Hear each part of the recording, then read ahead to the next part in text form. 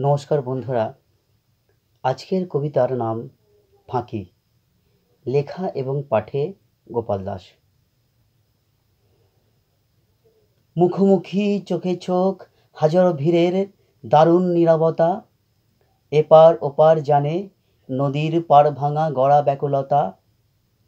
কথা ঢাকা পড়ে আছে ধুলোর চাদরে বিফলতা। আর মনে পড়ে না স্মৃতি বিজড়িত মুখখানি। সময়ের গহ্বরে সব অনুভূতি আবেগ ক্ষীণ একটুখানি।